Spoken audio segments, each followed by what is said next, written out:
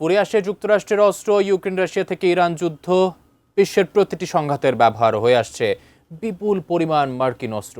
চলমান এসব সংঘাতের কারণেই বর্তমানে সংকটের মুখে পড়েছে দেশটি।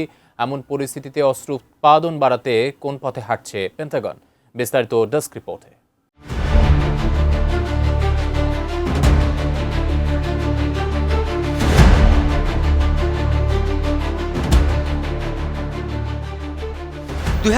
সাল থেকে শুরু হওয়া ইউক্রেন রাশিয়া যুদ্ধ, গাজা যুদ্ধ থেকে শুরু করে বর্তমান ইরান যুদ্ধ, বিশ্বের প্রতিটি সংঘাতে কোনো না কোনোভাবে ব্যবহার হয়ে আসছে মার্কিন অস্ত্র, যার প্রভাবে বর্তমানে টান পড়েছে যুক্তরাষ্ট্রের সামরিক ভাণ্ডারে। আশঙ্কাজনকভাবে কমে গেছে অস্ত্রের মজুদ। মার্কিন সংবাদ মাধ্যম দ্য ওয়াল স্ট্রিট জার্নালের প্রতিবেদনে উঠে এসেছে এই তথ্য। প্রতিবেদন বলছে, এই জরুরি পরিস্থিতি মোকাবেলায় এবং অস্ত্রের সরবরাহ সচল রাখতে প্রচলিত প্রতিরক্ষা ঠিকাদারদের বাইরে বিকল্প পথ খুঁজতে শুরু করেছে পেন্টাগন।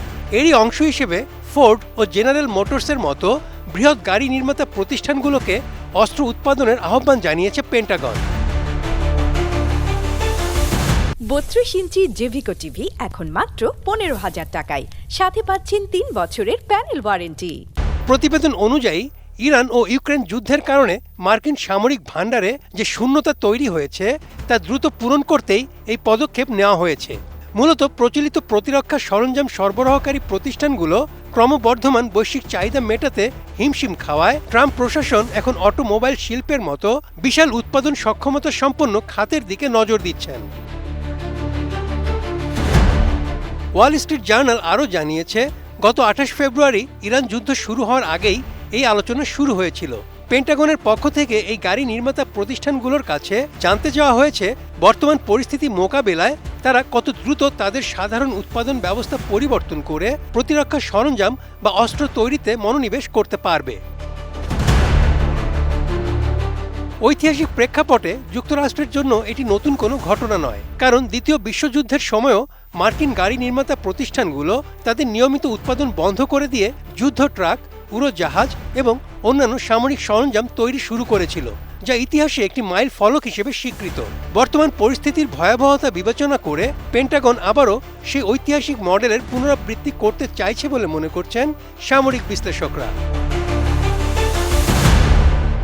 পেন্টাগনের এই খবরটি এমন এক সময়ে এলো যখন মধ্যপ্রাচ্য ও ইউরোপের দুটি ফ্রন্টে যুক্তরাষ্ট্রকে বড় ধরনের সামরিক সহায়তার চাপ সামলাতে হচ্ছে। ফোর্ড ও জেনারেল মোটরসের মতো প্রতিষ্ঠানগুলো যদি এই প্রস্তাবে সাড়া দেয়, তবে মার্কিন প্রতিরক্ষা খাতের উৎপাদন সক্ষমতা সচল থাকার পাশাপাশি বহুগুণ বেড়েও যাবে।